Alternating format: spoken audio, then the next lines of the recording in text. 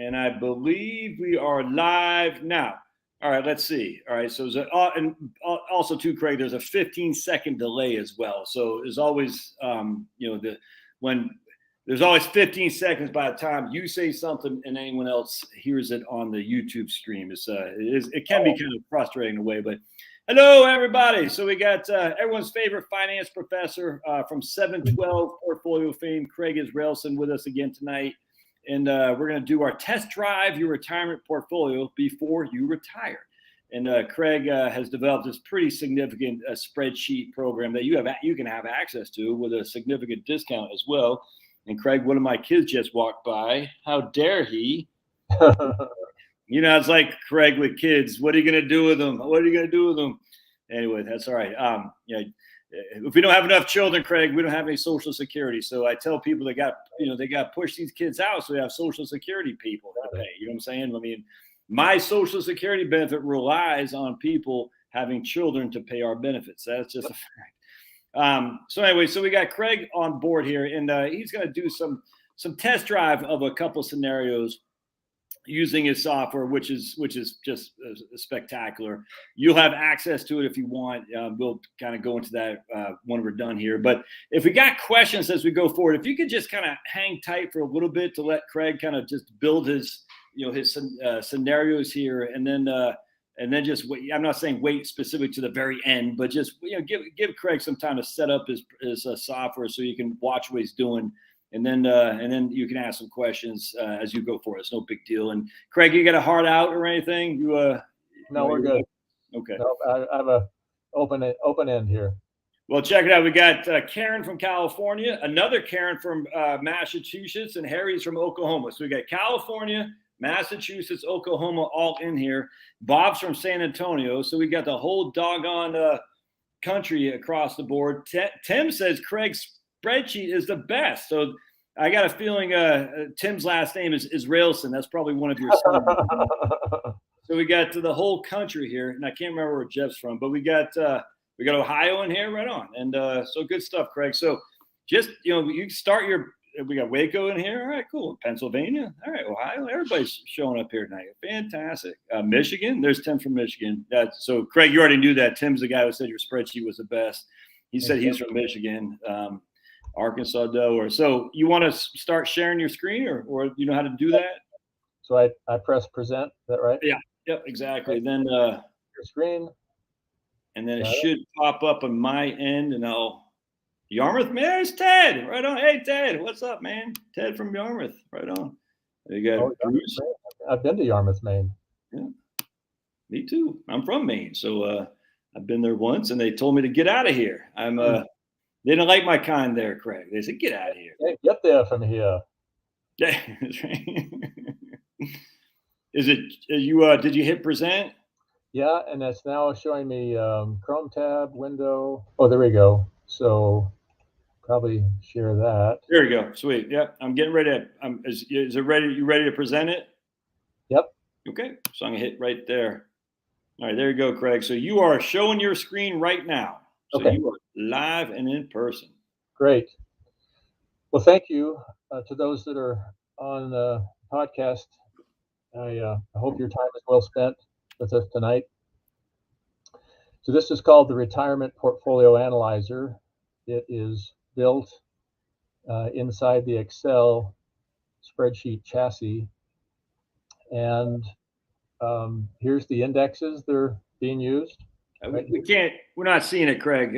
We're just seeing a black. There. Okay, hold on a second. We're not seeing the spreadsheet. Is that the 15-second delay thing? I don't think so. It looks like we're still on the YouTube. Like I see my name and your name on there to the corner. So I'm not seeing a spreadsheet. Now I'm seeing did we lose him? All right, hold on a second. He'll be back. East Greenwich, Rhode Island. Right on. We got Virginia. Where you at in Virginia, Mr. Game 3 on or Game On? There's Casey. Right on. Okay. From Texas, living in Mexico. So I think Craig just fell off. So hopefully he'll be back. Horseshoe bait. Oh, here comes Craig again. All right. So we'll try that again. All right, Craig, you're back. Can you hear me? Share screen. Yeah, right on. Share screen. Yeah. Window, entire screen. I can go entire screen. Shall I do that? Try it. We definitely want to make sure you show your spreadsheet though. So if you now you're at your entire screen, so click on the link to your spreadsheet. There you go. All right, cool. Now we're there. All right, good. Now we're seeing it. Okay, sorry for that. That's all right. So the spreadsheet is called the Retirement Portfolio Analyzer. We're using historical data back to 1926. So it's not Monte Carlo. It's not a simulator. It's a historical evaluator or a historical analyzer. And the indexes are noted based on whether it's the 1926 to 2022 timeframe or if it's the 1970 to 2022. I've got 4 indexes that go back to 1926: large stock, small stock, bonds, and cash. If you want more asset classes, in this case indexes, the returns of indexes, then we can go up to 7. You see those in this portion of the screen. And if we go to 7 indexes, we can only go back to 1970. That's still 53 years, but that's kind of the trade-off. Yeah. In terms of how many asset classes you want represented in the analysis. There's a training video. Oh, sweet. That you can click on here, and it's, I don't know, it's maybe a 10-minute kind of a thing. Just helps people that are new to it become a bit more familiar. So this is a multi-tab spreadsheet. So down at the bottom here, right now we're on the overview and training video. You've got the one graph, and the one graph. Yeah, that's great. Do you see it now? Yep. Oh yeah, absolutely. We don't have a lot of delay there. Okay. So where you see bright yellow cells is where you enter your data. And so the one graph tab becomes a really important kind of data depot. It's the hub of all the blue tabs. So we have 1, 2, 3, 4 blue tabs, and all those blue tabs, the quick view, the mini dashboard, the full analysis, they all refer back to the data that you enter in OneGraph. And so let me just start entering some data and kind of show you how this works. The first cell here is the portfolio balance, meaning the balance at the start of your retirement or the balance at any time in your retirement. In other words, a person who's retired, they're not going to, if they are interested in analytics and studying things, they're not just going to do it once at the start of their retirement. They're probably going to do it every couple of years, and so you can enter your balance at let's say you retire at 70. Okay, at age 70, well, let's use this. Let's say 73 because that's the RMD starting point. So let's say it's $500,000 is the balance at age 73. Now, you may have retired at 65, who knows? But you're wanting to do this analysis starting now at the age of 73 with that balance because now you're impacted by RMD. And of course, if you're 80, then you just enter 80 and it'll move down in the RMD table. So here's the RMD table right here. So at age 80, your withdrawal will be 4.95%. At age 81, 5.15. So this is another example of you may use this kind of tool repeatedly, and you'll be different ages, over time, and you'll have different balances at that moment in time. So all that's fluid. Let's go back to 73. So let's have some fun. Let's just go 100% cash. Okay. All right. So 100% cash portfolio. Let's have a 100 basis points of portfolio cost, and we have RMD withdrawals. All right. So these other 4 yellow cells, I'll get to those in a moment. What you see in this OneGraph tab is the returns year by year by year of a portfolio consisting of nothing but cash. And so basically, what you're looking at is the interest rate curve. It peaks in the early 80s, comes down. So this is a simple way to look at what's been the interest rate history over the last almost 100 years, in fact, 97 years. So you have an annualized return of 2.3%. Okay, well, let's just think about in terms of raw index behavior. So if you take away the portfolio cost, now you're just doing historical data analysis. You're not trying to simulate an actual portfolio. So in other words, if you want to analyze the S&P 500, let's do that. Okay, so there's your S&P 500 returns over the last 97 years. And you see that you had positive returns 74% of the time, right there in the upper portion of the graph. Your annualized return was 10.1%, and your standard deviation was about 20%. And that's kind of a helpful thing to put in your pocket as to what is a high level of standard deviation. Well, 20. Yeah. Standard deviation is not something that many people have an intuitive feel for in terms of the number. The concept of standard deviation, I think that's not super hard to figure out. But then if you ask somebody, well, what represents a high standard deviation?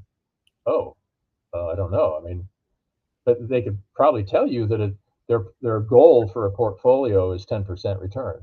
Right. That's kind of intuitive.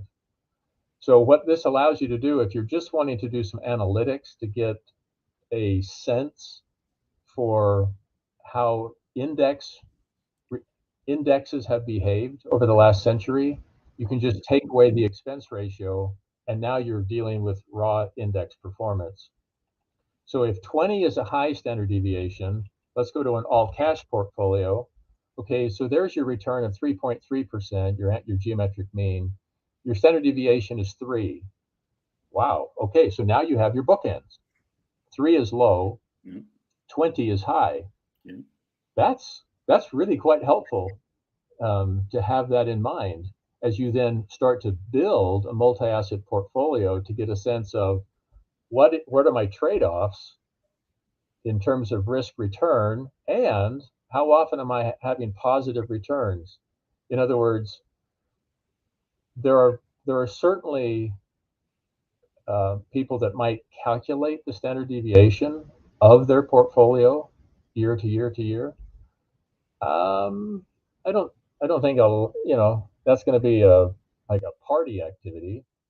So probably more common for a person to have kind of a gut level sense of how often their portfolio has positive returns. Yeah. And maybe they think of it over the last, say, 10 years. Okay. Well, that's also in the graph. So cash has positive returns, gross returns, 98% of the time. Let's go back to all stock, 74% of the time. So here's where we have to sort of come to the altar of self-honesty.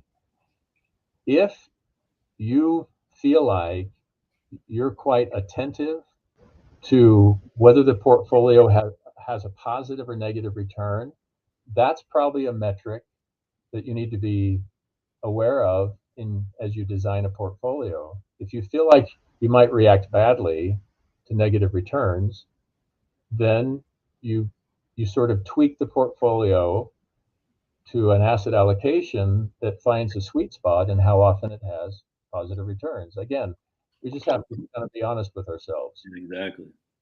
Let's come back to this, what was on the screen when we opened it up. So here's a classic 60-40 portfolio, 40% large stock, 20% small stock, 30% bonds, 10% cash. Let's keep the portfolio cost out for a moment. Come back to the graph. Okay, now we have positive returns 76% of the time. So it's surprisingly close to just a 100% equity portfolio. That's instructive. Yes. But the portfolio goes from, with a standard deviation of 20, if you're all large stock, to 13.5. So the whole process of building portfolios and choosing asset allocations is a series of compromises and trade-offs. What was that rate of return say, Craig? The average rate of return? I can't see it. Oh, 8.85. So about just below 9. Wow. So it went from, I think it was 10. Was that the S&P 500 to? Yeah, you give up a little bit on the return, but you drop your standard deviation from 20 to 13.5. It doesn't change much in terms of how often you have positive returns, Yeah. but the negative returns that you do have are smaller. You have smaller negative returns. That's huge. And that's another sort of factor to kind of keep in mind. Okay, so that graph is just giving you a bird's eye view of how that portfolio behaved on a year-to-year basis. Now, below the graph, we start into the retirement portfolio analysis. So in this case, now I'm going to introduce that portfolio cost again. Okay. Because you can't invest in indexes. And now we want to get actual historicals on how a 60-40 portfolio would have behaved, assuming we're pulling money out by the RMD withdrawal rates. And so the RMD, if we're starting at age 73, which again is a variable, your first RMD withdrawal is 3.77%. I'm going to blow those up here. Your next RMD at age 74 is 3.92, all the way down. So at age 97, 25 years later, your withdrawal was 12.82%. So the average RMD over your first 25 years, assuming you're starting at age 73, is about 7%. That's the average withdrawal. But it escalates. And so if you start at 7, you're going to get a different outcome rather than phasing into it, which is the design of the RMD. So let's now go back up here. So this portfolio, 60-40, with a $500,000 starting balance, 100 basis points of cost, the average monthly withdrawal was $48.90, or just under $5,000 monthly withdrawal. Now that average of $48.90, that's the average of a lot of numbers. Remember that we're looking at 73 rolling 25-year periods. So you've got 25 times 73. Yep. So 25, 73, that's over 1,800 numbers that we're now averaging. And that average is basically $4,900. So, averages are a slippery thing, but it gives you a ballpark idea of what a $500,000 portfolio would do, assuming RMD withdrawals. Now, while we're here, let's just change this to 4%. We're going to take money out 4% every year. Okay, we drop from 4,900 now to 3,400. Yeah, that's pretty dramatic. But our average ending balance is 1.5 million with a 4% withdrawal. With an RMD withdrawal, we cut that in half to 710,000. So you're beginning to see the trade-offs here. So the trade-offs never end. We have trade-offs in asset allocation.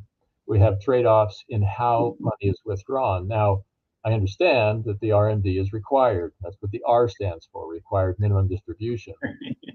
But not everybody's retirement money is in accounts governed by RMD. Right. So if you have just a regular brokerage account, you get to decide what rate, at what rate you pull money out.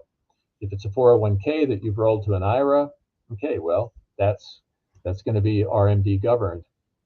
And so the reason I'm mentioning that is that as you do analysis with this kind of tool, you may do one run of analysis with whatever portion. Let's say you have $1 million portfolio, half of it is governed by RMD, half of it isn't. Okay, well then you would cut the portfolio in half, we've done that, 500,000. And now you run your RMD analysis. Okay, so that's saying that your average is about 4,900, and the average balance is about 700,000 after 25 years of withdrawals. And then you would run the 4% analysis, and then you would combine those two. And so you can divide and conquer, not all at once. You'll have to do, two separate analyses, but I just showed you it's very easy to do. Let's go back to RMD just for a moment. So there's your average monthly withdrawal, your success rate. How often did your portfolio survive at least 25 years? Well, it always does, because any withdrawal system that's based on a percentage, exactly, by definition, it's going to succeed. The question is, how much do you have at the end? You may have a relatively small amount of money at the end, even though it's a positive non-zero number. How often did the withdrawals keep pace with inflation? 91% of the time. Okay, that's characteristic of the RMD, because the RMD, of course, is an escalating percentage, and so it has kind of a natural CPI, the ability to keep up with the CPI. If you'll keep your eye on that 91%, if we go to a 4% withdrawal rate, now we drop to 65%. 65% of the time, these annual withdrawals kept pace with inflation. How often was the ending balance higher than the starting balance?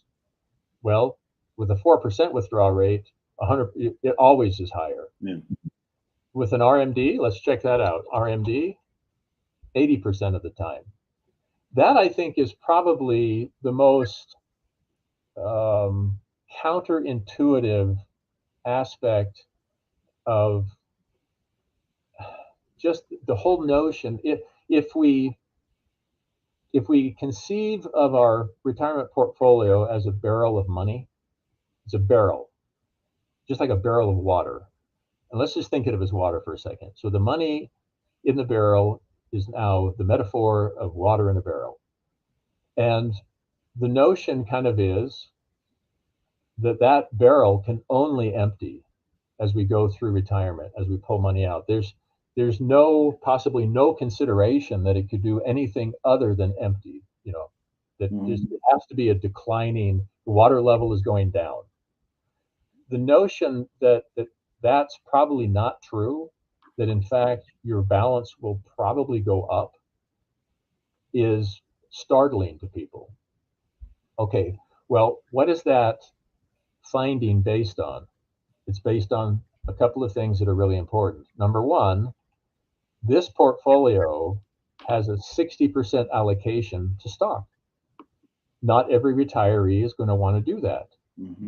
Let's change things around. Let's say there's a 20%, 10%, say 50, and 20. So 20% in large stock, 10% in small stock.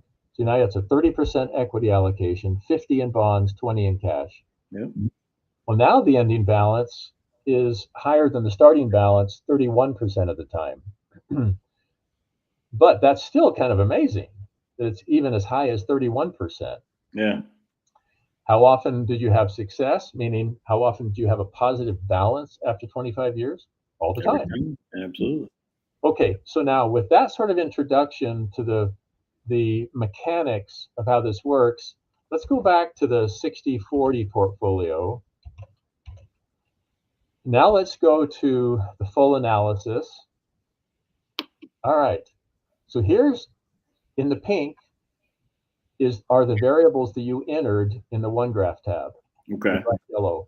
They get drawn into the quick view, they get drawn into the mini dashboard, they get drawn into the full analysis. Well, this graph now is a graph specifically, these are not the year-to-year returns of that portfolio.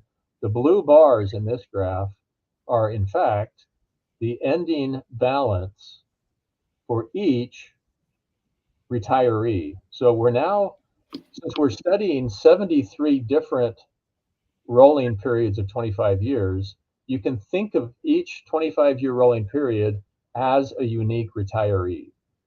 The first retiree, let me blow this up so you can kind of see the dates in the graph.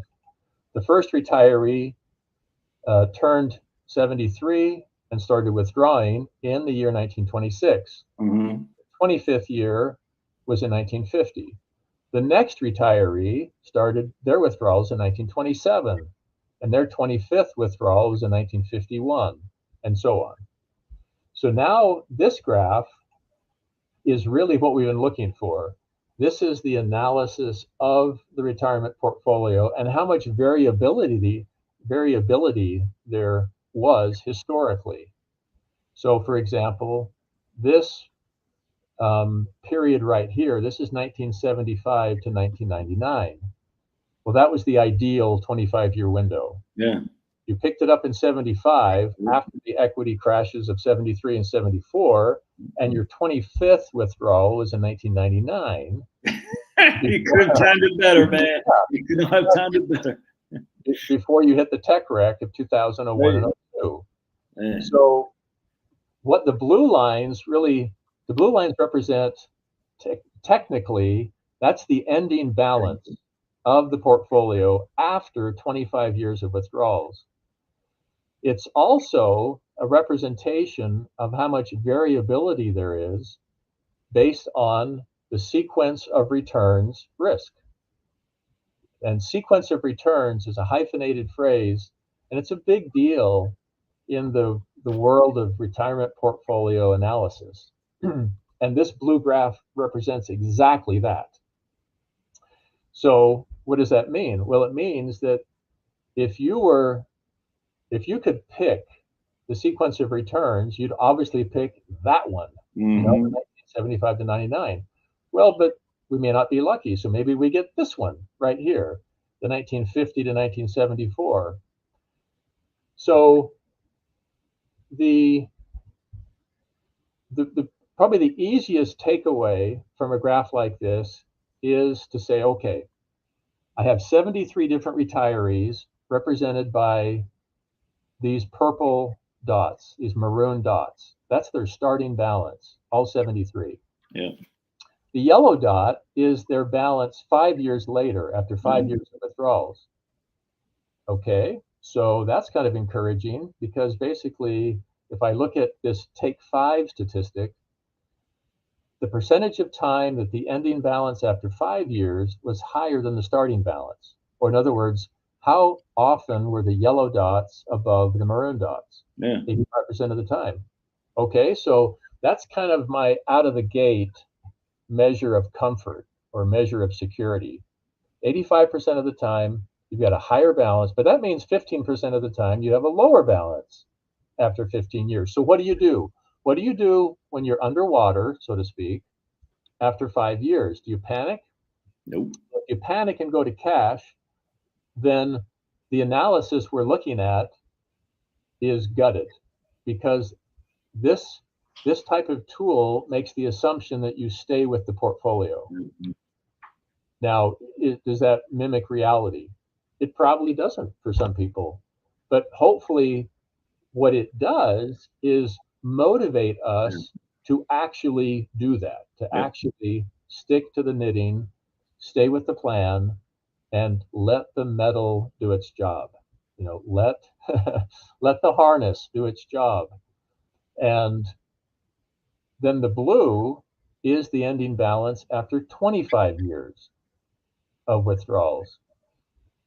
So I have what's called the hang in there statistic, the percentage of time that the ending balance, the blue bar, was higher than the balance after 5 years, the yellow dot.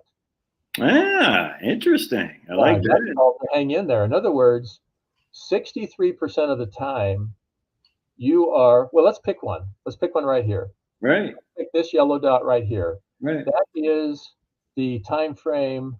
The first withdrawal was in 1937. The 25th withdrawal was in 1961. After 5 years, let's pretend this is you or me. After 5 years, my portfolio balance has gone from 500,000 to 318,000. What do I do? Do I panic? Do I stay? Historically, this individual stayed, and they finished with a balance of 540,000. So this is one individual who's part of this 63% sort of success experience, where after 5 years, you've got X balance. 20 years later, meaning in the 25th year, 63% of the time, you had a higher balance. So it's trying to motivate us to stay in there or to hang in there. Even though you're pulling money out at the same time. That's the thing. It's like, even though you're pulling money out. Yeah, that's a great chart, man. Right. So here's this. So down here in this cell, here's your average portfolio balance at age 98, 710. Okay, that's what we saw back on one graph. So here's the 710 we saw at the beginning. So this one graph kind of summarizes some of the information that is more fully represented in the aptly named full analysis tab. Your highest ending balance was 1.9 million. That's that one right there. Your lowest balance was 285. Okay, that is right there.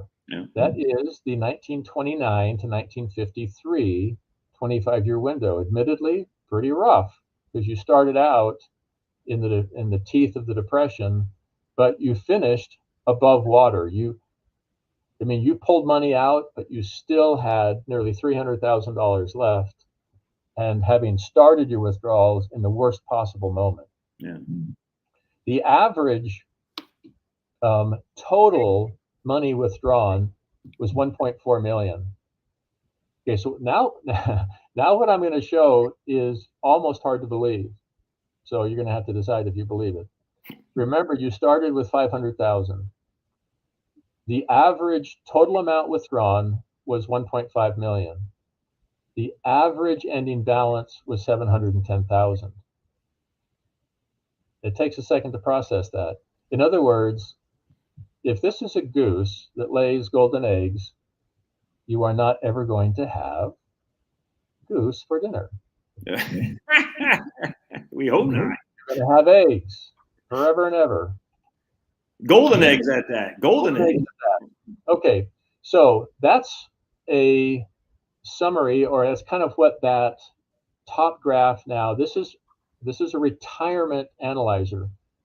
This is test driving in advance the impact of whatever variable you want to change. And what I would point out is these two numbers right here. Can you see those highlighted, Josh? Highest and lowest, is that what it says? Yeah. So maybe you don't want to pay attention to the average. You want to throw the average away. So be it. Can you live with the lowest or worst outcome? That's one way to think about this. Exactly. So in a scenario where you have RMD determining the withdrawals, and you have a 60-40 portfolio, you start with $500,000. Your worst outcome over the last century was just under $300,000. If you can live with that, if you're comfortable with that, and again, that's after 25 years of withdrawals, then you say to yourself, you know what? I'm comfortable with that. That is the fuel to stay with the portfolio when things get dicey in real time. Absolutely. Is that you look back and say, okay, this will actually end better than it looks right now. And that's, think about a metaphor of life. That hopefully, there's some lessons hopefully that we learn in life that translate to our life as an investor, and maybe some lessons we learn as an investor that translate back to our life and how we apply. We're learning back and forth across that transom.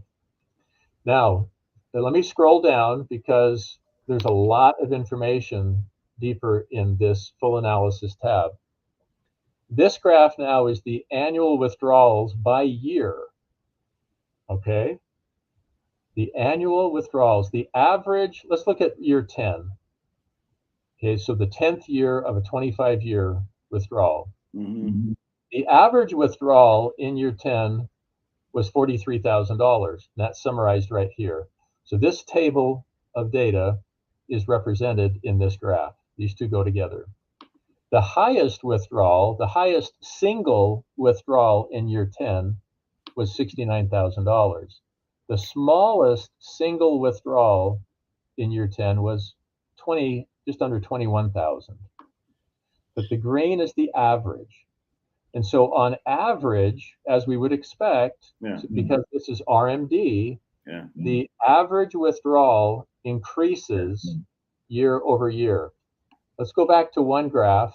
Let's change this to a 4%, the classic 4% withdrawal rate. Now, is that 4% including CPI too, Craig? No, but we can play with that in just a minute. Gotcha. So this is just 4% of the account balance, essentially. Yeah, 4% of the account balance. Right on. Let's go back. Now we're in this same graph. Yeah. And look at that. The average withdrawal at the end of each year, it doesn't increase. The slope of those green dots flattened a little bit, but it's still increasing. Yeah. How could it be increasing? How could it be increasing if the barrel is emptying? Well, it couldn't. The only way that an annual withdrawal can increase if you're only taking 4% every year is what? The balance has to be increasing. Exactly. Yeah. Then we scroll down. This is the average account balance by year. So this was with the average withdrawal. Here now we're looking at the average end of year account balance. And once again, we see the lighter, now it's a little bit lighter green. It's also increasing. Yeah. The dotted line is the starting balance. And so this shows how often, what was your worst case ending balance? And that would be a single, the green dot is the average of everybody. The blue triangle is the largest single end of year balance in any given year. And the pink is the smallest singular experience. And since none of them went to zero, we know that we never capsized the portfolio.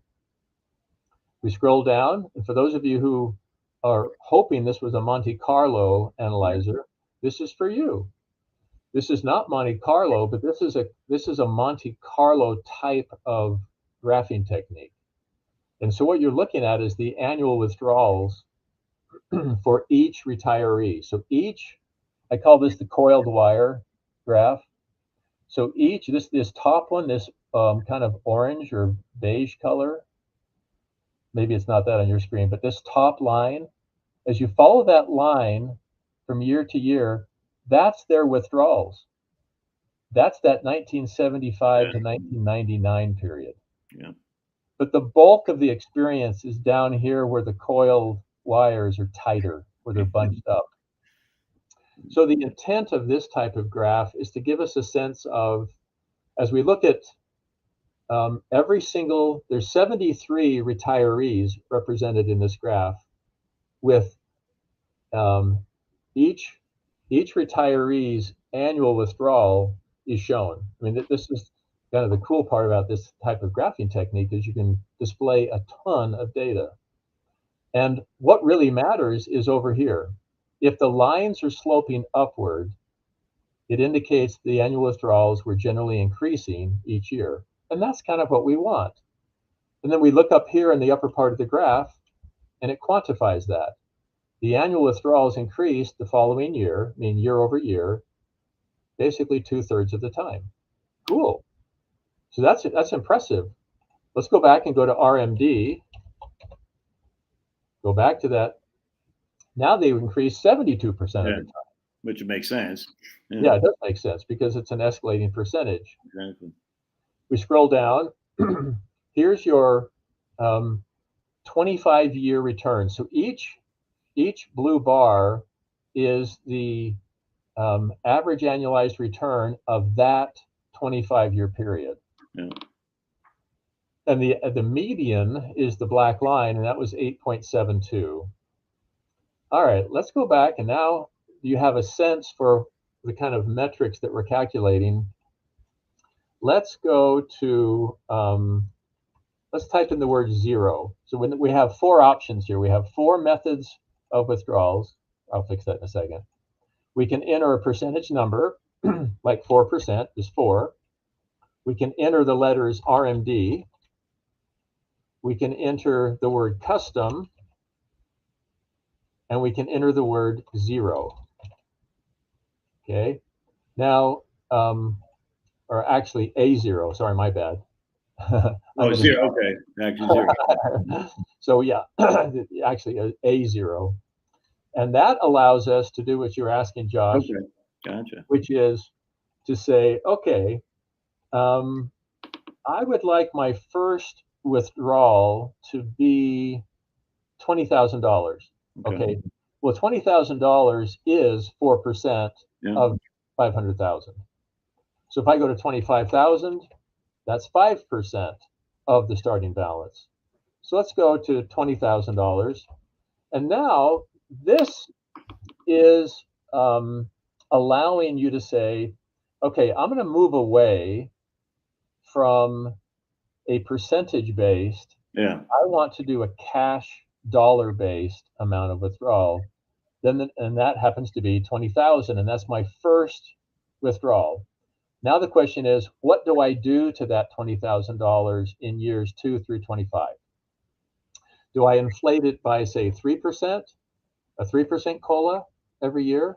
Or do I let it inflate by inflation? If so, I enter CPI. So here's the instructions right here. Either enter a percentage COLA, like 3, or the letters CPI. Okay. And if it's CPI, then what this tells us is that the average annual COLA over all 25 years, if we're using CPI, was 3.65%. And let me go down. Here is, so now back in the full analysis tab, I've scrolled down to the bottom. In this graph, it's kind of a heat map. It shows the annual percentage COLA based on the CPI of that specific 25-year period. So here's 1926 to 1950. In 1926, the CPI was negative. Yeah. Then it was negative in 27, negative in 28. That's the Depression. Then really big negative 7 years later in the early 30s. And so you can scroll across and it shows the actual CPI that would have been implemented based on whatever 25-year period, well, all the 25-year periods. So it's kind of a cool thing to see. Yeah, absolutely, 100%, man. So we go back to here. Let's go to a with this now factored in with this approach. So we have a $20,000 first year withdrawal. We have CPI as the inflator of how we escalate the cash withdrawal. Let's go back to the full analysis tab. Go up to the top, and here's our results. Very different looking graph. Success rate, 100%. How often did we grow the nest egg? Meaning how often is the blue bar, ending balance after 25 years, higher than the starting balance, 96% of the time, and so forth. Okay. Then we scroll down, we see all the other metrics. I've introduced you to those. This is now a little bit different look because we're not going based on percentage, but it's a more controlled, semi-controlled, because we've introduced CPI. The coiled wire graph has a very different look to it. Let me show you something else. If we go to a 3% COLA, you go back to that coiled wire graph. Oh, yeah, look at that. Here again. See, now you've really controlled things. You've set in motion a very systematic withdrawal pattern that you know in advance. There was actually one failure. Whenever you see a line head into the tank, that means that portfolio failed in the 23rd year.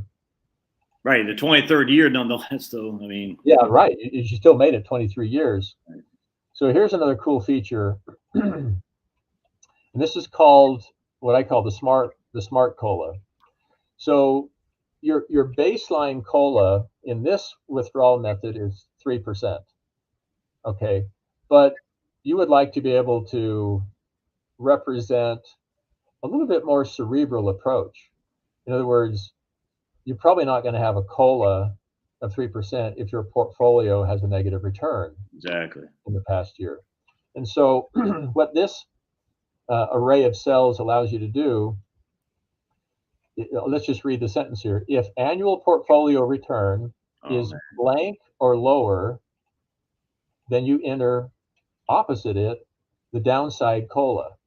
Well, it's going to be 0. So if my return is 0 or lower, meaning 0 or negative, I don't want a COLA. I'll have a 0 COLA. And you can change that. You can keep it at 3. But let's say we go to 0. Then you have an upside COLA right here. If my return is X or higher, I'll have a little bit bigger COLA. Okay, so I've got 10%. Let's say it's 12%. If I have a 12% return or better, then I'll take a 6% COLA. So what's fun is to go to this graph or to the full analysis tab and come down to that same sort of heat map. Yeah. This then shows you when those smart COLAs activated, when they hit. So in the first 25-year window, 1926 to 1950, you used your baseline COLA in year 1. Mm-hmm. In years 2 and 3, you used the upside COLA of 6. Then you had 4 negative returns of your portfolio, meaning your COLA was 0. Anyway, it just gives you kind of a bird's eye view. That's fantastic, Craig. That is fantastic. That's you're literally, man.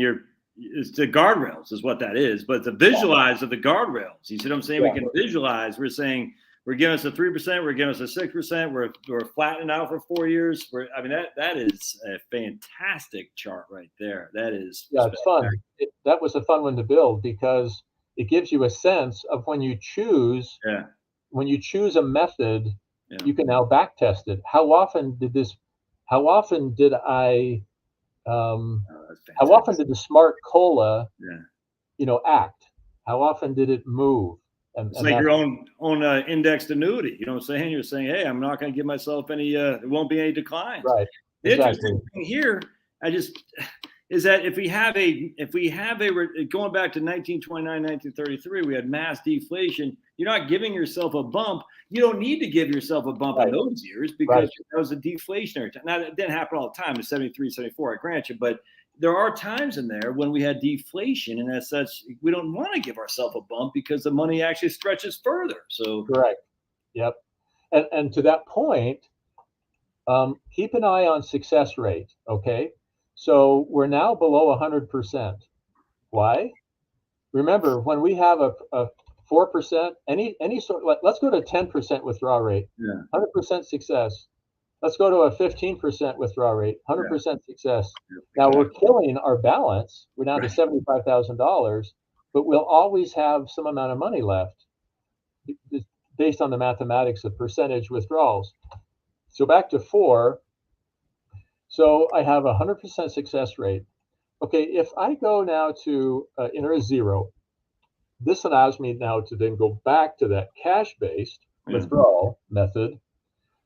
And let's say we use a 3% COLA all the way through. No matter what happens, we get a 3% COLA year after year. Our success rate drops a little bit. It's an immaterial drop. You're basically at 99%, so you're in great shape. Your average ending balance is $2 million. Wow. At a 4% withdrawal rate, so you were at 1.6 million. So one of the benefits, if you want to think of it that way, if you go to a cash-based with a modest COLA, you're going to probably elevate your average ending balance. But notice what happened to your average monthly withdrawal. In this cash-based method, it's $2,500. In a 4%, it's $3,400. So this is a classic example of the value of this kind of tool is it allows you to make some decisions, not just once, but all through your retirement years. What would I like to do now going forward? And you could certainly start out with a 4% withdrawal rate. Maybe do that for 10 years. Then you take stock of where you are in 10 years and say, you know what? I'm going to go to let's say a $40,000 withdrawal. Exactly. Okay. Well, that's based on whatever your balance is. After 10 years, you would enter that up here in the balance. So we're taking 8% distribution here with a 25-year life expectancy. So yeah, that's gonna be tough to survive. But even there, it's a third of the time it still survives. You see what I'm saying? Yeah. So we have a success rate that's now pretty low. But what can we do to alter that? Well, let's go to no COLA on the downside. Yes. Look what that did. Yeah. We went from 35 to basically 50%. Yeah. That's a huge increase. And if we go to a 5% on the upside, ooh, that hurt. So maybe we don't want to do that. Maybe we go to a 2% COLA and a 2% COLA there. Now we're at 60, almost 65%. So the impact of what might seem fairly small adjustments, you're going to find scenarios where you might be surprised the impact or lack of impact of a particular variable. Let me give you an example. Well, actually, let's enter custom first while we're here. So if I enter custom, I now have to go down to rows 44 through 68. So let's scroll down. Here's my custom withdrawal percentages right here. So now you can enter whatever percent withdrawal you want. You can change it year by year? Yes. Oh, man. Yeah. Yeah, that's a pretty cool feature. And so let's go. That's so now we have, there are probably, I would say it's the common experience. If we're going to live 25 years in retirement from say 65 to 90, age 65 to 90, we're going to maybe do more active. We may spend some more money earlier in the first half of that than in the second half. Now that's hard to know because we may have a lot of medical bills in the second half. But just in terms of our level of physical and mental activity, we're more likely to have a little bit heavier draws on our budget in the first 25 years. So let's say we go with a 5 all the way down, and then we go to a 4. And then we go to a 3, because remember, the portfolio is probably growing. So we can de-escalate the percentage and probably not do that much damage to our average annual withdrawals. Let's find out. Let's go back to the full analysis tab. So now we have this custom withdrawal sequence. Let's come down to our annual withdrawals by year. So they escalate, they dip a little bit, yes. They escalate, they dip a little bit, they escalate. We think, can I live with that? I can live with that. Yeah. There you go. I mean, that's you're able to test drive an idea, which is I'm gonna peg a withdrawal rate for a period of time, so 5% for the first 13 years, a 4% withdrawal rate for the next 6 years, and so forth. And the average was about 4.3. And then you say, okay, historically, what did that do? Well, didn't really hammer me in terms of my average withdrawals. How about my balance? What did it do to the portfolio? Oh, well, on average, the portfolio balance just kept on growing. It's amazingly hard to hammer the balance when you only take out a percentage. Yes, absolutely. Now, there's one more point I want to make because, whoops, let's keep it at 80 here. Let's go back to a 4% withdrawal rate. Okay, one of the possible complaints of a percentage-based system is that, well, let's go to the full analysis and I can really explain it. Okay, one of the things we know about a percentage-based withdrawal from a retirement portfolio is that it will cause the year-over-year withdrawal to decline. How often? Well, about 36% of the time for that portfolio. Okay, so 36% of the time, you had a year-over-year decline in the amount of money you took out. Okay, well, that's precisely what keeps the portfolio alive. Yeah. That's point number one. Point number two, a third of the time, a third of the time you have a decline. It's at that point that some retirees throw up their hands and say, nope, won't have it. I will not suffer a decline in the amount I withdraw. And I would say, put your hands down. Let's keep doing analysis before we shut this thing down, because we've only looked at one aspect of the impact. That's the percentage of time that there's a decrease. If we don't know the size of the decrease, then we're jumping to a conclusion that the size of the decrease in dollars is material. What if it's not material? Then it doesn't matter. Exactly. 100%, man. And there's right next to it. The average dollar decline in annual withdrawal, if the withdrawal went down, which happened 36% of the time, was $3,000. Is that material? Well, your average end of year withdrawal is right here, $40,000. Yeah. Is $3,000 a material percentage of $40,000? You'll just everybody has to decide for themselves. In my world, it's not. That is not a material impact. $250 a month, Craig. You're basically saying $250 a month. That's all we're talking about here. Right. Yeah, I mean, and that $250 a month is the insurance that you're not going to kill your portfolio, because you're allowing the percentage withdrawal to do its job, which is to say to us roughly 1/3 of the time, sorry, cowboy, you're going to have to withdraw a little bit less here. Man, that's spot on. I wish more professionals would recognize. They're starting to now. They're starting to, Craig, more say, hey, what's our, instead of saying, oh, your probability of success is X, Y, Z, we're saying, well, how narrow is that gap from success to failure? And this right here, what you're showing, I don't know any other software that does that, Craig. I mean, since we last spoke, I'm blown away by this, man. I don't know if you've done some serious update. Before is great too. Don't get me wrong. I'm always tweaking it. Well, and now let's get to the real. So this is all preparatory.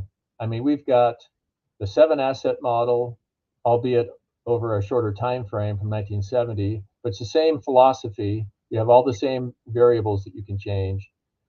Then you've got the twin, so you can compare two portfolios side by side. The twin. Then you've got the build-up and distribution. So this is combined analysis, where you can enter your accumulation data or your accumulation variables, then your retirement variables. So it's analyzing both sides of the mountain, accumulating and distributing. But what I want to take you to is cash flow. Is cash flow? Do you have a life outside of doing spreadsheet stuff? A little, yeah, I do. I hike a lot. Because you got your wife, you're married with a bunch of kids, and you like to hike. And are you still teaching? Yeah, I still teach. Yeah. It's just, I enjoy this. I enjoy learning and then sharing. You must be a blast at Thanksgiving. You're like, hey, I'm like, hey, can we turn the football game on? You're like, hey, let me tell you about my spreadsheets. I'm like, oh. Depends who's playing. It's always the Lions, and they always lose. Sorry, Lions fans. I actually like the Lions, but you just got to win on Thanksgiving every now and then. So this is called the cash flow tab, and this is really, wow, this is where it all comes together, I think. So again, you enter your data in yellow cells. So what's your estimated Social Security COLA? Okay, let's say it's 3%. All right. What is your estimated monthly Social Security? Let's say it's $3,400. What is your spouse's estimated monthly Social Security? Let's say it's $2,700. Okay, great. The year that benefits begin, if both of you begin the same year, great. Then leave one in those cells. If your spouse is younger than you, then maybe his or her. That's me right there. Right on. You're 4. All right, so just enter 4. So then that means in those first 3 years, the spouse has no benefit. They're not receiving Social Security. Okay, fine. Then the next column, other retirement monthly income, pension, whatever. Well, let's say it's $2,500, just all the way down. You just have a $2,500 deal going, and And then we go to estimated retirement monthly withdrawal. Okay, now that's calculated for you. Where is that calculated? That's calculated from everything you entered over Oh here. man, look at Okay. that. That's calculated for you. That's 1829. If you come over here to the full analysis, you've got your, anyway, a lot of these numbers show up as annual figures, yeah, but then there are times when it's more monthly. important to show it as a monthly because we're thinking in terms of Social Security as a monthly. And anyway, so don't be confused by that. That's just Oh yeah, no, absolutely. People get that. And that says right there, 4% withdrawal plan. Okay, gotcha. Well, on the next column over, it says, does that say 4% withdrawal plan? Yes. Okay. Yeah. Yep. So that's based on a 4% withdrawal rate. To change that, we just go back. Let's go to 5. Yep. Okay. So now this is a 5%. Oh, yes, right on, man. There goes to 2286. Now, tax is complicated, so I've just tried to simplify it. Yep. This is the combined Fed and state. If you're in a state that has, let's say it's 18%. Okay. Yep. So then here is our estimated total monthly after-tax income, our portfolio withdrawal, our other monthly income, and Social Security. So 6713. Then we take the taxes out of it. There's the net annual income. Then you get to enter, okay, how much income do we need in retirement? Okay, I've just entered 100,000 all the way through. Well, that means you're short in those first 3 years. Why? Well, because your spouse wasn't receiving Social Security. So either you don't worry about it, or you say, what could we do? Well, you could come back to one graph. You could come here to custom, and then you say, okay, we're going to enter. Let's just use those custom, and come back to cash flow. Let's see, using custom option in one graph tab. Let's see. What? I'm not triggering something. Custom. What am I doing here? So it looks like you still got deficit in years 1 through 3. I'm not triggering. Let me just make sure. Let me press F9. I'm getting a recalc. Okay. There we go. So I've got a 5% withdrawal rate in those years. I've got a 4% here. I've got a 3% here. I've still got a deficit. What can I do? Well, let's see here. Let's go back to one graph. Let's go to 6 for those first 3 years. Exactly. Yeah. Come back to cash flow. Now it's a smaller deficit. Yeah. So you kind of have to tinker with that to determine at what point, at what withdrawal rate, what withdrawal rate do you not want to exceed to deal with that deficit. Or it means you're going to have to dip into some other retirement income sources. Let's say you need to go to 4,000. Okay, 4,000. So you just kind of dip, a little heavier into whatever that other is, and you resolve those deficits. Or you just take more from the portfolio, like you do a 10% for the first 3 years until your wife's on Social Security. There's a million different ways to do that for sure. Yep. Absolutely. And then the last column here is the retirement portfolio average value at the end of each year. So given all the variables that you've entered, this was a starting portfolio of 500,000 right here. Yeah. So on average, again, there's a lot of analysis going on of all these rolling 25-year periods, but on average, you had a $515,000 ending value at the end of year 1, 532 after year 2, and so forth. And your average ending balance after 25 years of withdrawals, according to all of these assumptions, is about 1.4 million. So this is, and obviously, we didn't tinker with the needed income in retirement, and that may not be a static $100,000. Let me show you one more thing that's kind of cool. Let's go over to RMD. And and then go back to cash flow, and this new column that wasn't there before shows up. Oh, wow. There's the monthly amount of RMD not spent. Ah.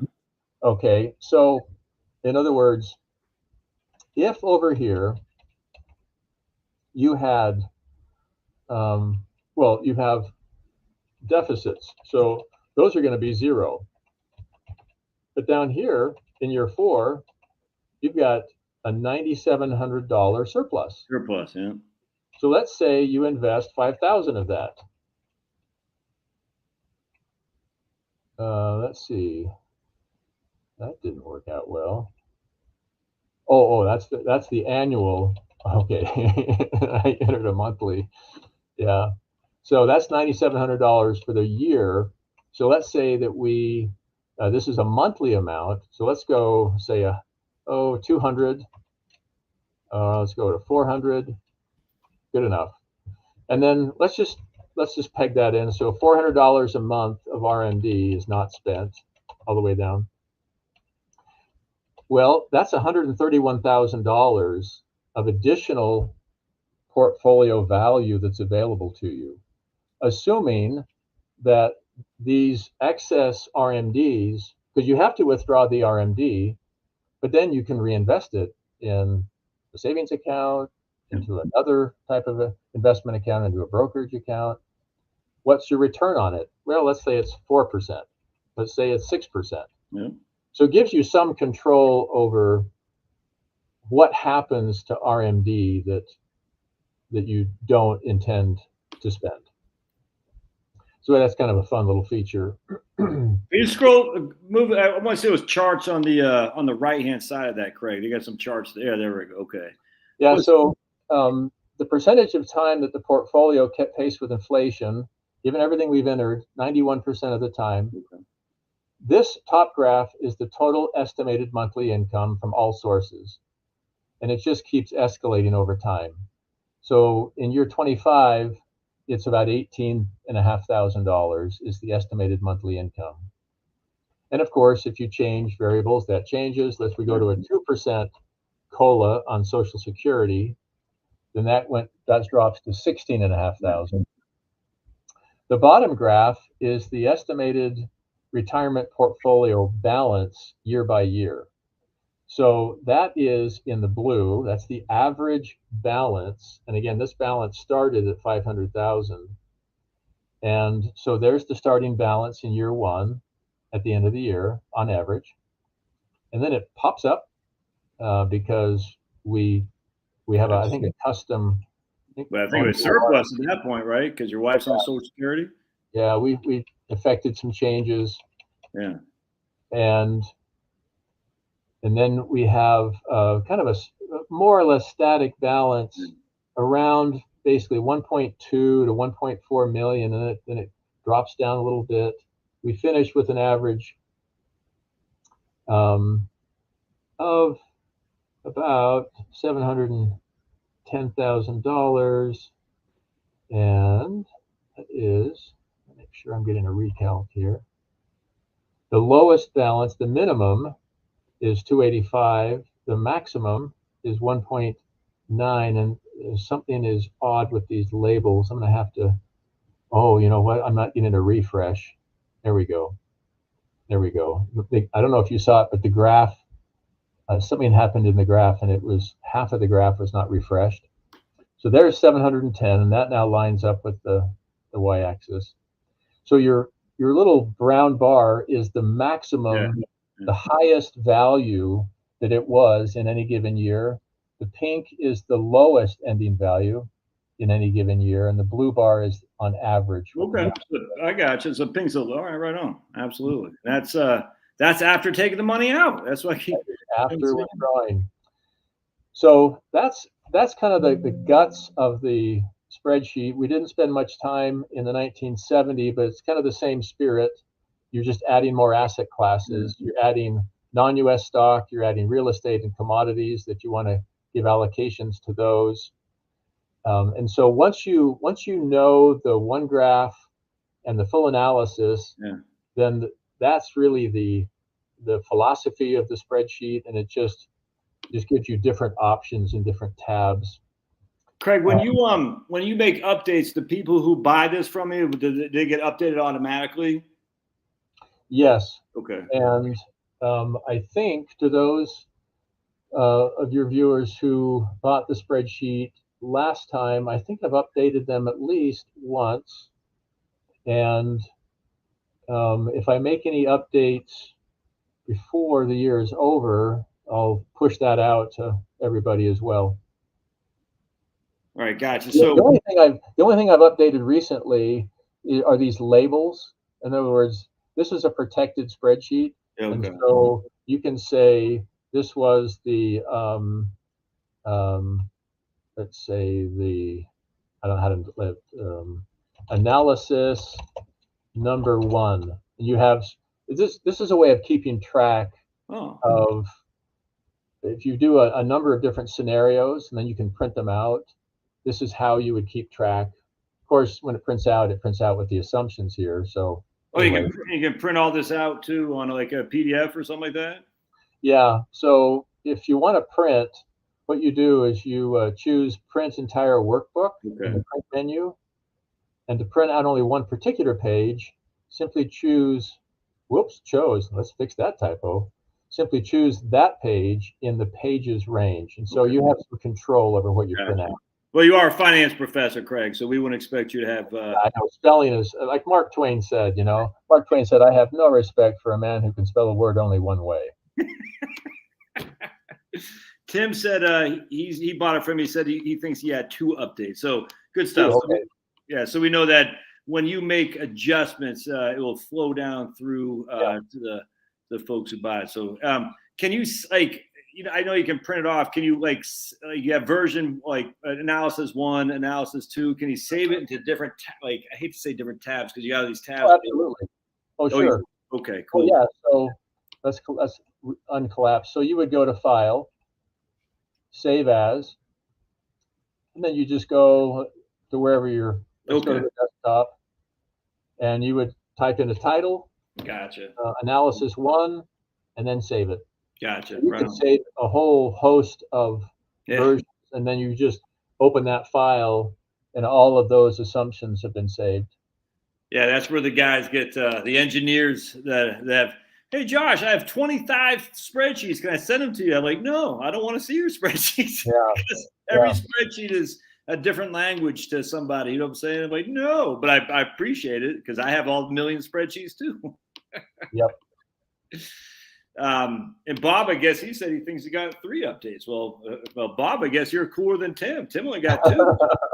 Bob's in San Antonio, so we'll favor Bob. But all right, so where do people get this from you, Craig? Because this is huge, and I haven't done a nearly good enough. I don't think I've ever done a video on this, and I need to. I just frankly, the spreadsheets just something because I get so many sent to me, and I just don't look at them. But this right here is just. No one's doing this, Craig. What you're doing here in financial planning now, I can't say I've used all but I've used eMoney, I've used MoneyGuard Pro, I use Right Capital now. I use the other. I forgot there's a couple other ones. I forgot what they're called. NavaPlan. I don't even know if that's still out there. No one's coming. And this is financial planning, not just this right here. And no one is doing this right here. What you're doing. I don't know about that new retirement software. Everyone seems to be hot to trot on new retirement. I don't know anything about it, but. No one's touching this right here. I'm telling you right now. Well, this is a deeply analytical tool, and it may be for some getting a drink out of a fire hydrant, but I think people that use it, they find what is in it that is useful to them. But I don't know what's going to be useful to a variety of different people, and so I've built a pretty big playground. Yeah. And people just find their favorite spot in the playground. Absolutely. One thing I didn't show you yet, and I want to show you real quick. I know people probably have to go because it's 9:15 on the East Coast. But you have these historical performance adjusters. In other words, one of the pushbacks, and I hear it, is, hey, this is historical return. You know what they say about past performance, blah, blah, blah. Here's the question right there. Is this guy right here, man? Can you? So it's a good segue, Jeff. That Craig's answering that right now. So when we do this, when we engage this kind of tool, we're basically saying, okay, here's my results historically. Based on an RMD withdrawal, I have a 100% success rate. I grew the portfolio nearly 80% of the time. All good. My average withdrawal was about $59,000 coming off of a 500,000 start. But you know what? That's in the past. And I think the next 25 years may not resemble the past. Great. Let's take that into account. So you come up and say, okay, you've got a 40% allocation to large stock. The historical return was 10.12. What would you like to adjust that to? Oh, man, that's crazy. Well, let's take 200 basis points off. Okay, so now I'm saying, nope, the return was not 10.12. It was actually 8.08. In other words, I'm trying to cast a darker shadow into the future. Yep. Off the small stock, I'm going to take 300 basis points off. Bonds, people are going to crush bonds. Let's take 300 basis points off bonds. So now they go from a 5% historical return to 2. And then cash, let's take 150 basis points off of cash. Okay. So now I've implemented a pessimistic forward look because I've altered history pessimistically. Does it change the standard deviation, or does it keep the same standard deviations? Yeah, the sigma stays about the same. It's just it lowers the return. Okay, good, right on. So we don't. Volatility is relatively constant based on the asset allocation, but now I've hammered the return. It was 7 point something. Now it's 5.3, and my average monthly withdrawal is 3,400. Yeah. Okay, that my average monthly withdrawal is 3,400. Let's keep that in mind. Let's go back to 0. No adjustments. 4,800. So that's an impact. I went from 4,900 to 3,400. That's a big deal. But let's enter these back in. Did I kill the portfolio? Nope. Let's go to full analysis. Nope. I have a 100% success rate. My average ending balance now is 400,000. Oh, that's quite a bit different than what it was. But can I live with that? See, that's always the question. Exactly. 100%. Can I live with that outcome? Can I live with the worst case?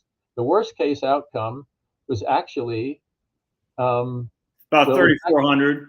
And the last 25-year period was pretty close to the worst outcome. Right here. This is the 1998 to 2022. And so let's say that things continued for the next 25 years like they have over the last 25 years, which is actually pretty pessimistic. Yeah. And the reality is, you survived. Yeah. Absolutely. That's. So my man says, Tim says the spreadsheets are a real confidence builder when planning your retirement. So we just showed you, if we do the historical rates of return with historical standard deviations, I think you said it's like $4,600 a month. If we go to a very pessimistic realm of 5.3% average with the same standard deviations, we have a $3,400 a month. All right, well, that's a difference for sure. But in both cases, you can say one's good, one's bad. Let's split the difference and say now it's $4,000 a month. Can you live on $4,000 a month on a $500,000 portfolio? And the answer is, I can almost guarantee you can. My crew that follows me is very interested. They're very engineer. Like Jill's a mathematician. We got lots of engineers, lots of literally, guys working nuclear power plants and stuff, Craig. So very smart group of people here. And so they love the analytics. So they're not, for me, I like it too. I do. I just don't like having other people send me their spreadsheets because, like I said, every spreadsheet is its own unique language to the person who created it. And I don't like to have to reinvent the languages. But this is something right up their alley for sure because they're all spreadsheet geeks. There's just no other way around it. It's cool. I like it. And to those fellow geeks out there, as we on this one graph tab, I will give you everything you want, which is here's all the historical returns that everything is based on. Here's your large stock year-to-year returns. Here's your small stock year-to-year returns, bonds, cash, CPI.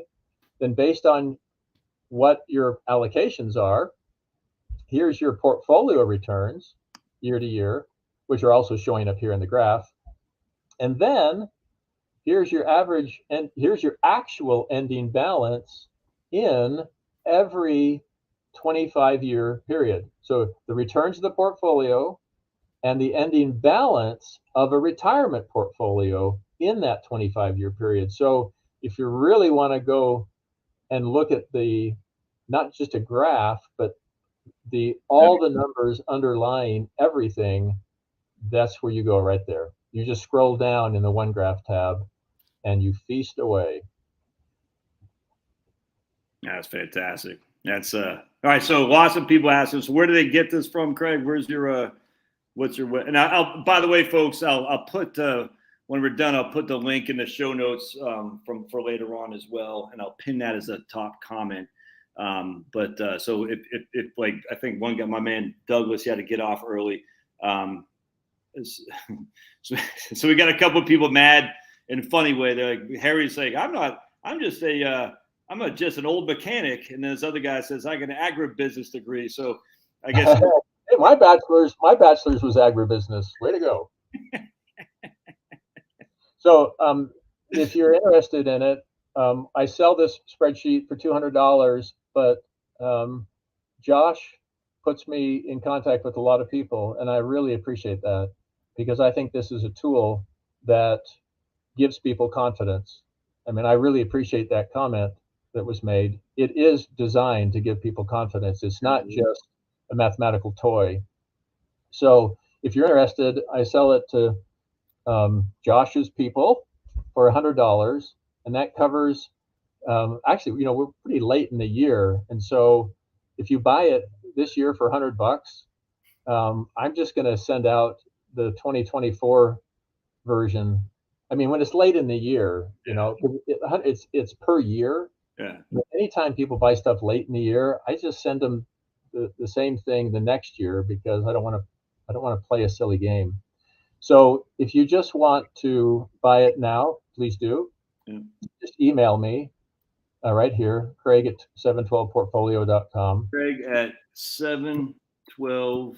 I'm just typing 712portfolio.com.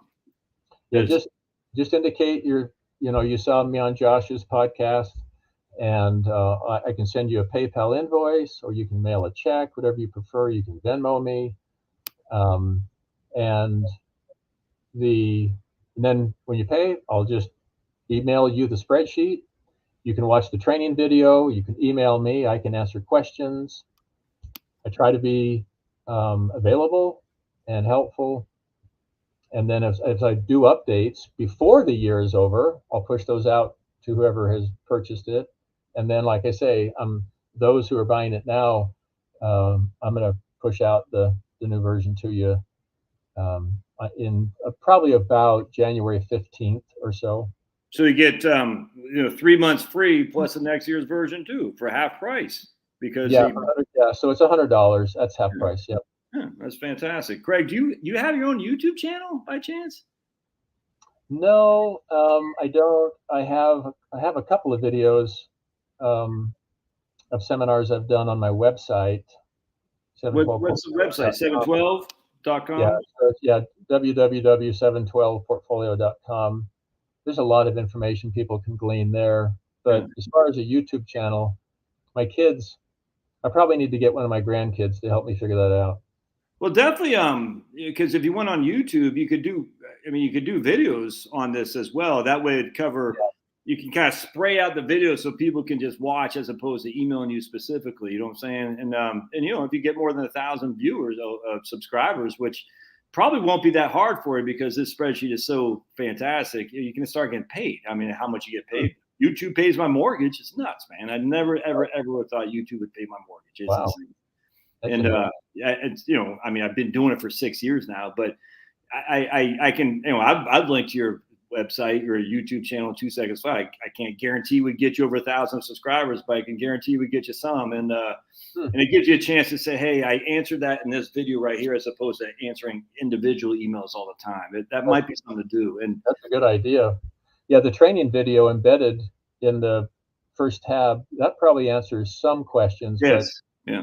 There's a lot. I mean, there's just a lot in there, and sometimes, like you watch me, I kind of made a mistake tonight, and I designed the dang thing, so I get it. I get it when people have questions because there's just a lot of moving parts. Man, Craig, I get people telling me all the time. Well, not all the time, but like, oh man, not mean or anything. Like, hey, it's great. I've had people to give me wonderful stuff to look back on feedback. I'm like, man, I never thought about that. It's one of the best books I've ever read on economics was a guy named Richard Koo out of Japan, and I had one of these guys on my YouTube channel said you should read this book, The Holy Grail of Macroeconomics, and it literally I was like, whoa, it opened up a whole new realm for me on economics, and it's great. The feedback that I get from my people here is, there's not really snot people. If they get snotty, I just ban them. I just don't have time for that. But I think you'd have a good enjoyment if you did a YouTube channel with the back and forth of the people commenting, because I don't get many trolls. Most people are. Let's put it this way: if loving the Lord is wrong, we don't want to be right, and we're all pretty much aligned in that regard. You know what I'm saying? So we're all like, look, man, we're here to serve one purpose, and that's that guy upstairs. And that doesn't mean if you're not Christian, you're not welcome. All are welcome, but it's helpful to know that that most people that are here are fellow believers, if that makes sense. It just I'm glad to hear that. Yeah, 100%. So one guy asked about inflation. We did talk about inflation. So if you're doing an RMD, that's inherently inflationary because it has to increase your distributions with essentially an increasing rate of or increasing inflation amount.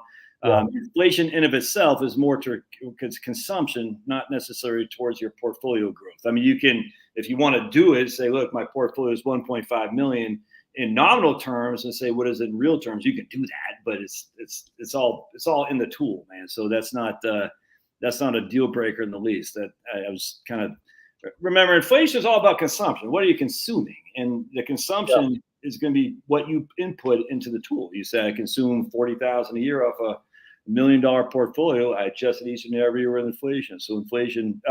Craig's email address is right here. Craig. Right there. Someone just asked. Bo Derek says Craig's email address is Craig@712portfolio.com. Yeah, and now we got and I'll put a link in the show notes to his websites, and there's just real quick, and Craig, I'll let you get last word here, but if you go to 712portfolio.com, there's a plethora, that's my favorite word, plethora of data and info on there that you can't read in one sitting because there's just too much. It's just fantastic. Craig's been doing this for a long time, guys. And just as a reminder, I think I read an article in Financial Planning Magazine like in 2004 or 5 from Craig, something like that. And I can't remember. It was like 20 years ago. Yeah. I said, oh. And the fact that YouTube has kind of brought us together, and I would consider Craig a friend, is just fantastic. And, we have the same kind of mindset on just solve the retirement riddle, because it doesn't have to be complex. You just have to know, what the inputs are. And that's what makes it great. If you know the inputs, you can kind of control if you're ready to hang up the boots and, go do missionary work or something like that. But if you don't know, ignorance is no option in this regard. That's for sure. Yeah. I mean, analysis sometimes turns into paralysis. Yes. Yeah. But what I have found is that I use this tool. I mean, this is a database I've built 20 years ago or so, 25 years ago, but I didn't have a front end. In other words, it was just kind of like pipes and duct tape everywhere. and so I just really cleaned it up and then built, you're just seeing the front end. There's a lot of tabs that I've hidden where all the sausage is made. And now with the front end being so crisp, I use it more.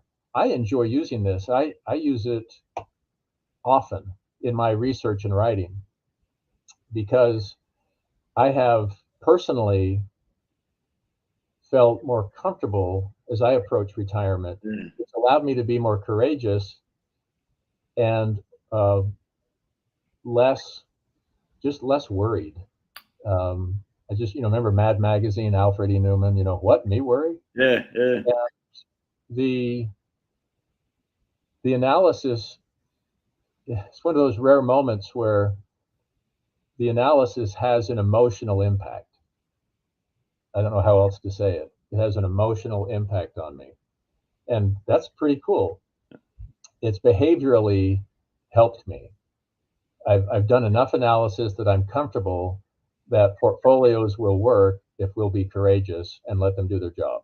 Yep. And the nice thing is, I love that 5-year thing. It said, if you're down after 5 years, where were you later? You know what I'm saying? If you just hang in there, Yeah.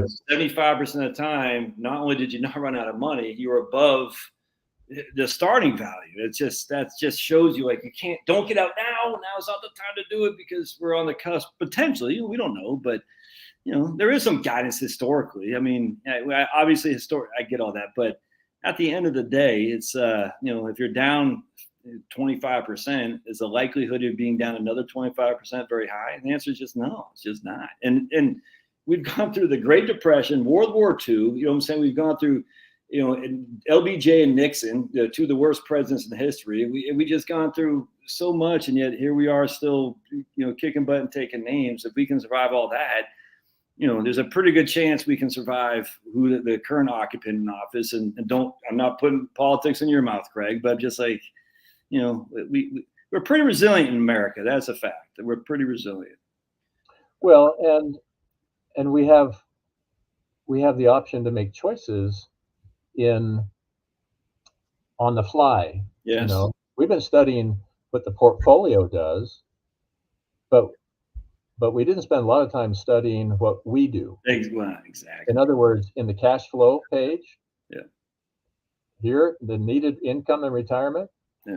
I mean, you could enter, say, maybe it's 90,000, and then it's 80,000, right? I mean, that's the control that we have, independent of the portfolio, and so once we have confidence in the portfolio, given time, and if we're sticky in it, then we can move other needles to account for years like 2008 and years like 2001 and 02, and then walk away from it. Honestly, I mean, this is what I enjoy doing. I enjoy the analytics. I write for different magazines, but I totally get it that this isn't what other people really dig.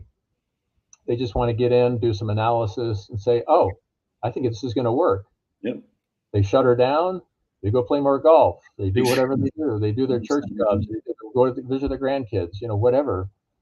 And if any tool that I ever built or any article that I ever wrote helps people kind of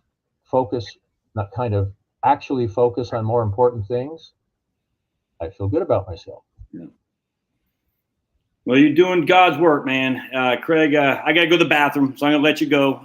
But stuff, man, this is God bless, Craig. You're the man of the hour. And again, I'll put, once I upload this, I think it actually gets uploaded automatically. But once it shows itself on the live stream, I'll put a pin in the comment and, for other people that get access to this. But this is great, man. You're the man, Craig. I don't care what they say about you in Utah at your college. I don't care what your students say. You're welcome here anytime, but much obliged. And I'll be emailing you later on tomorrow just to double check it. Thanks, guys. God bless. Thanks, y'all, for being here. I got to hit the bathroom, so I'm going to run. Too much of my hot tea before we did this, and now I'm hurting. So see you guys. We'll see you guys we won't see you on Saturday. We'll see you next Wednesday, but we won't see you on Saturday. So hang in there, but we'll see you guys. Thanks again for being here. Thanks, Craig. God bless. Bye-bye. Oh, gotta go to the bathroom.